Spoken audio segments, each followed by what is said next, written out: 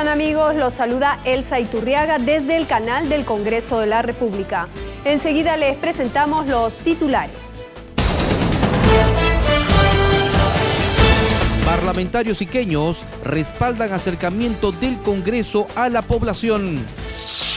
Pleno descentralizado en Ica no irrogará gasto adicional al Congreso, reafirmó presidente del Legislativo Daniela Bugatás. Población destaca importancia de que el Congreso sesione en el interior del país. Presidente del Poder Judicial presentó al Congreso anteproyecto para contribuir a la lucha contra la corrupción. Congresistas tumbesinos escucharon demandas de la población.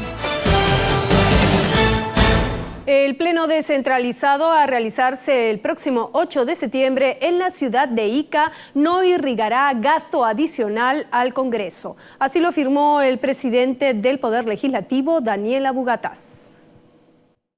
El presidente del Congreso, Daniela Bugatás, informó que el ajuste técnico presupuestario para el primer viaje descentralizado previsto a la ciudad de Ica para el 7 y 8 de septiembre no tendrá ningún gasto adicional porque es el resultado de los montos destinados para la semana de representación.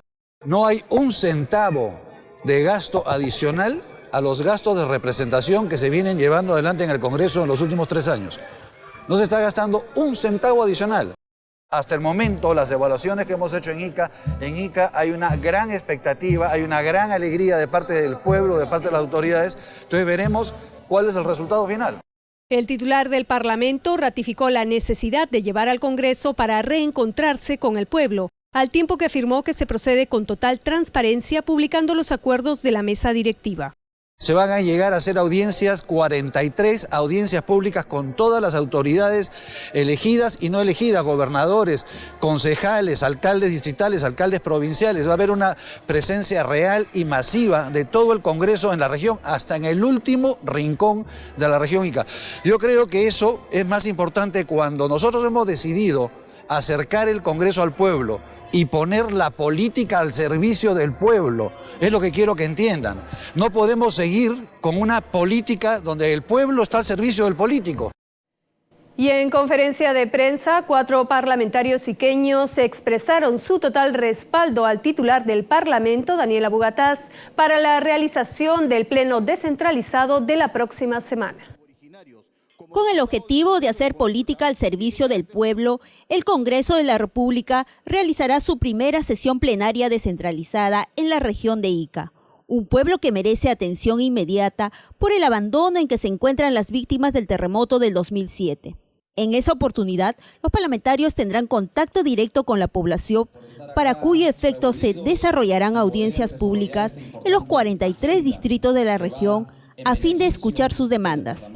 Con tal motivo, los parlamentarios por Ica acordaron llevar iniciativas legislativas orientadas a solucionar problemas como la construcción de canales de riego para el agro y la reconstrucción de las zonas devastadas por el sismo.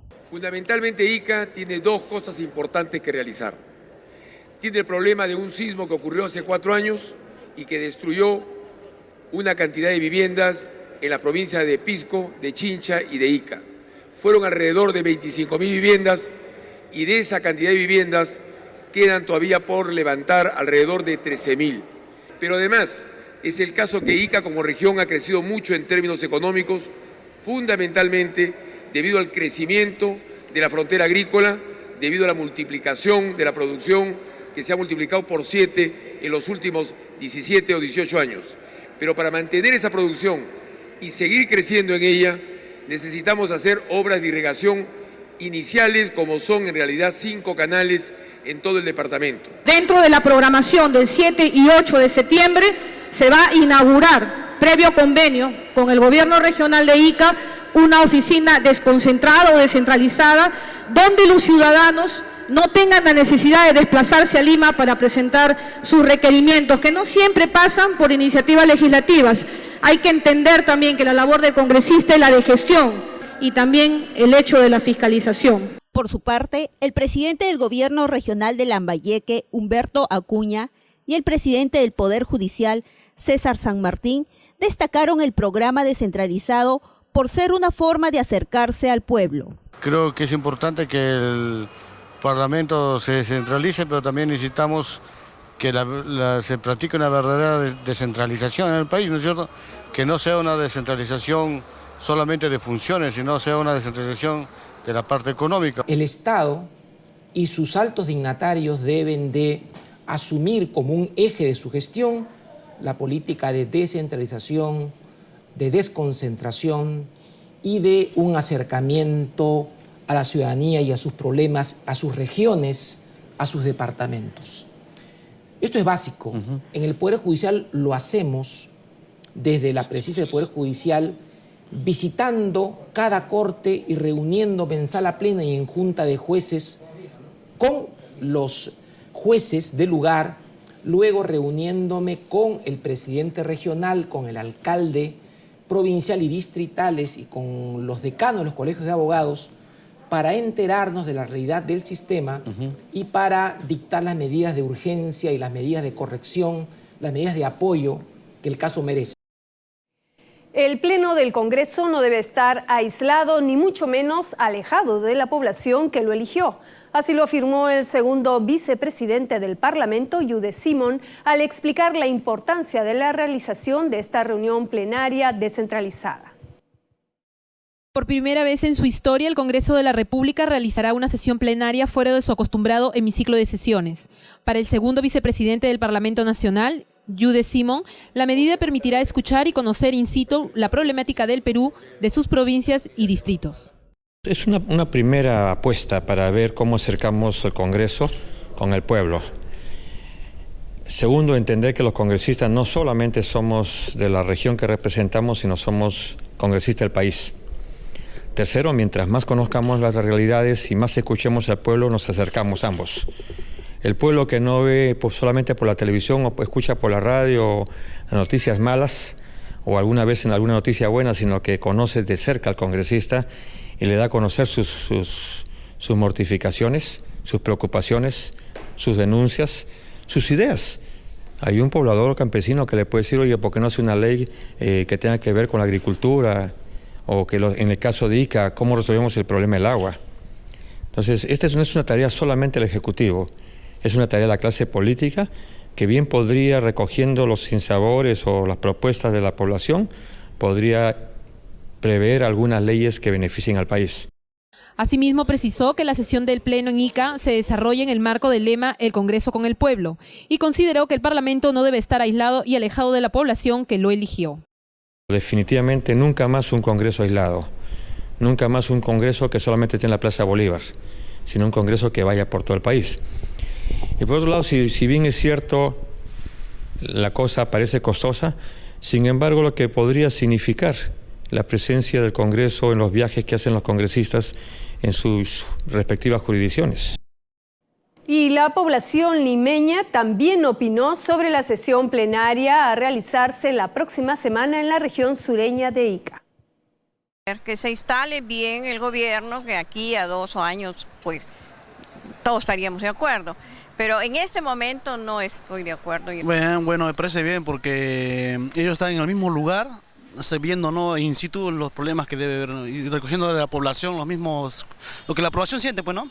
Y para que el poblador se sienta más, o sea, que algo más asegurado que van a hacer algo, ¿no? Yo creo que estaría bien para que vean las cosas que están pasando en otros lugares, porque en verdad ellos están acá y no saben nada de lo que ocurre en otra parte. Me parece muy interesante porque yo creo que es necesario la descentralización de parte del Congreso, ¿no? Porque eso, digamos, hace que el Congreso llegue a los lugares un poco más alejados, porque me parece muy buena propuesta. Creo que estaría bien que vayan, porque también deben escucharlos. Ellos son personas que trabajan para el pueblo, ¿no? Y se den a conocer quiénes son, por qué hacen esto, por qué hacen el otro, y escuchar también a la parte que está apoyando a la presidencia y la parte que es en contra de que no está de acuerdo con las ideas políticas de cada político que va asumiendo, ¿no? Y se vayan uniendo y se vayan puliendo asperezas. Me parece un buen gesto, ¿no? Toda vez que nosotros somos elegidos en representación de la población, me parece interesante que el Congreso busque esa representación en cada una de las regiones. Al volver, conoceremos el trabajo de las comisiones de Economía, Inclusión Social y de Fiscalización. Los detalles luego de la pausa.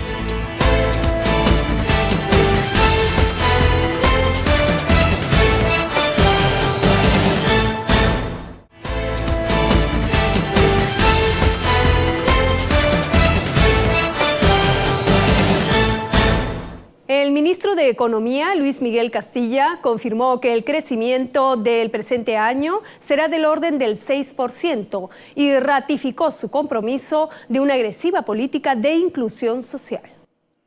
Ante la Comisión de Economía, Banca, Finanzas e Inteligencia Financiera, el titular del MEF, Luis Miguel Castilla, dijo que será radical en el cumplimiento de objetivos para lograr un crecimiento con inclusión social, la cual es una política de Estado de este gobierno, al tiempo de destacar que los programas sociales costarán 13.000 millones de nuevos soles. Y esto no incluye el gasto en educación y salud, que esa parte cuesta para el año 2012 13.000 millones de soles.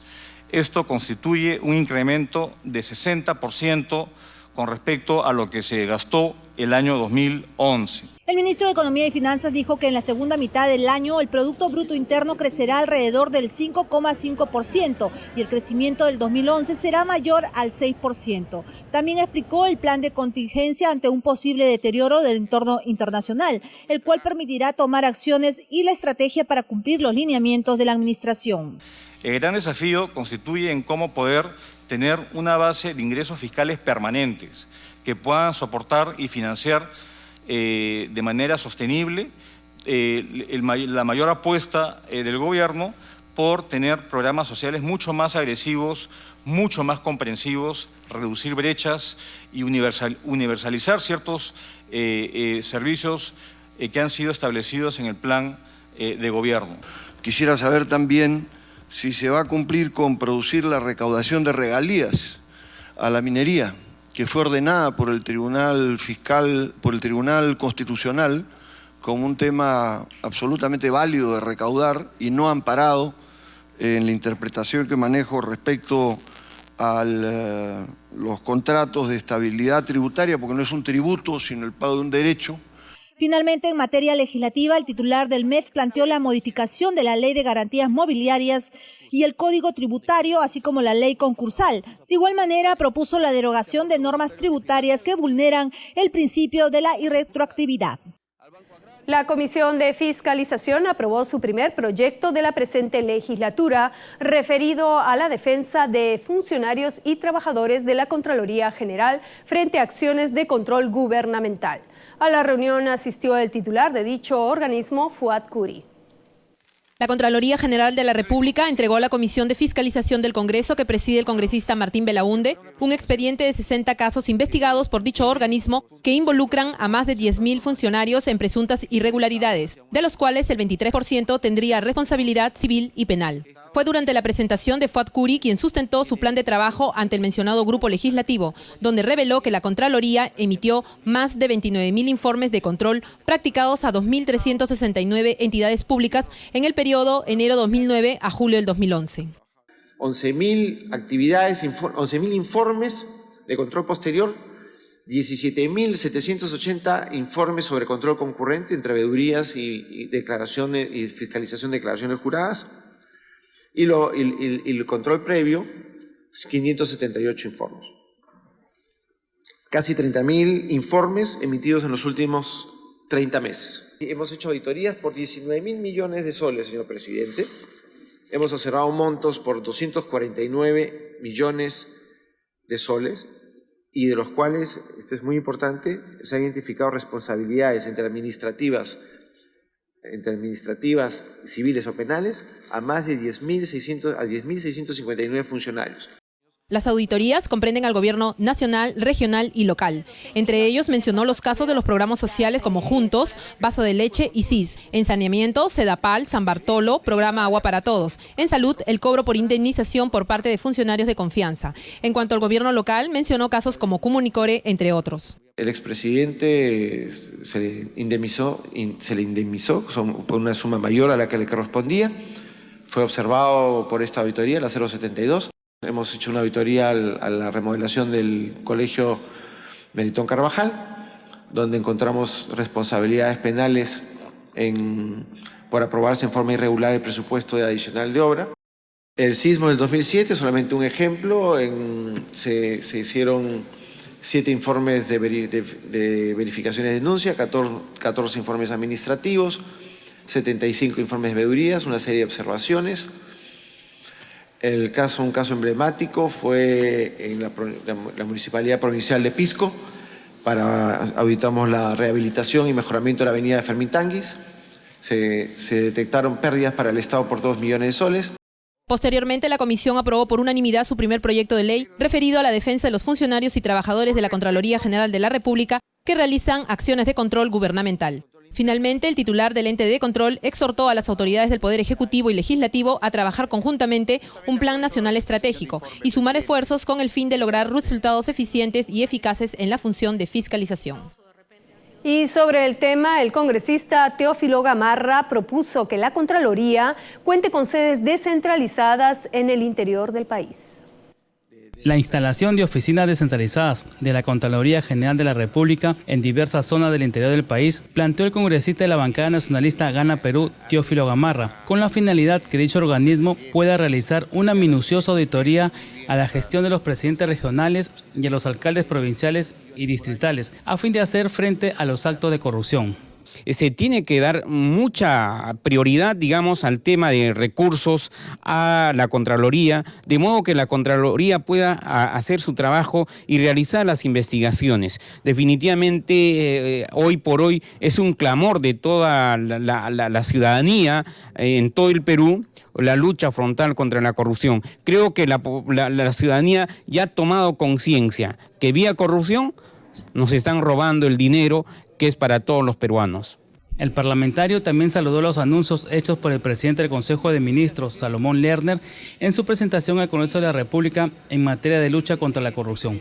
La corrupción definitivamente perjudica a los ciudadanos, nos perjudica a todos, porque hay menos carreteras, menos vías de acceso, definitivamente hay menos seguridad ciudadana, menos pago a los maestros, menos pago a los policías. Entonces la corrupción sí nos perjudica, y en ese contexto creo que la Comisión de Fiscalización debe hacer un trabajo verdadero para luchar contra la corrupción y tratar de combatirla investigando estas situaciones de corrupción.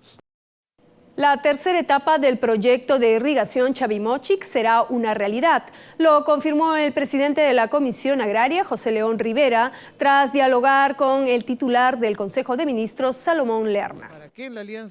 El congresista de Alianza Parlamentaria, José León, saludó el anuncio del gobierno de destinar $500 millones para la construcción de la tercera etapa del proyecto de irrigación Chavimochic, que permitirá irrigar 57.000 hectáreas de cultivo y generar 114.000 puestos de trabajo.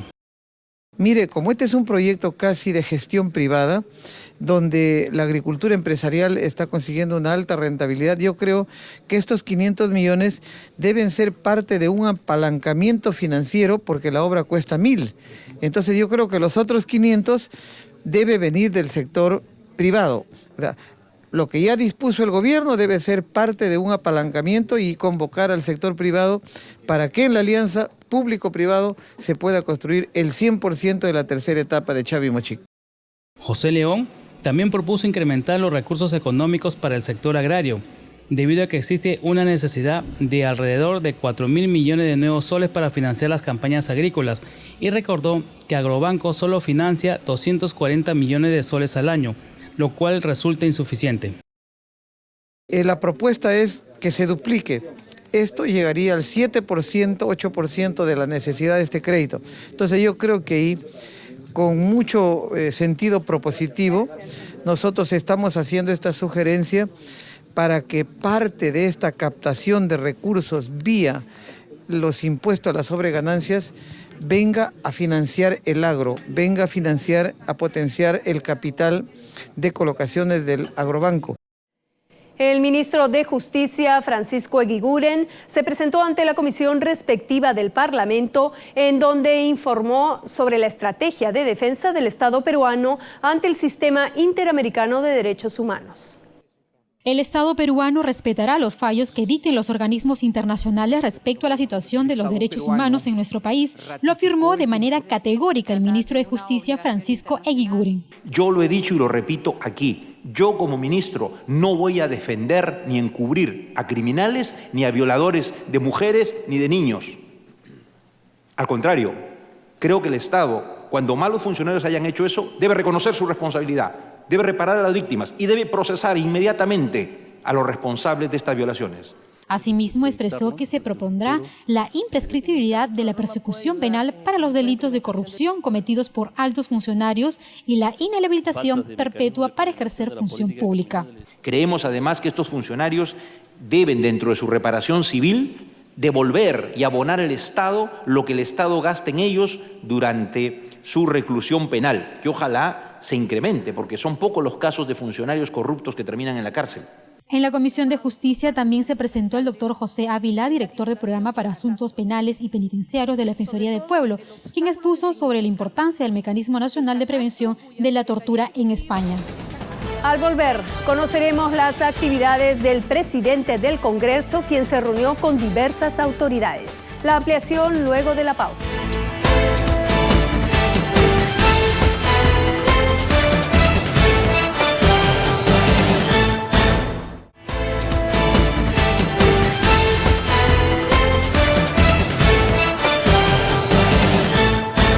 Una recargada agenda cumplió el presidente del Congreso, Daniel Abugataz, al recibir en su despacho a diversas autoridades nacionales y extranjeras.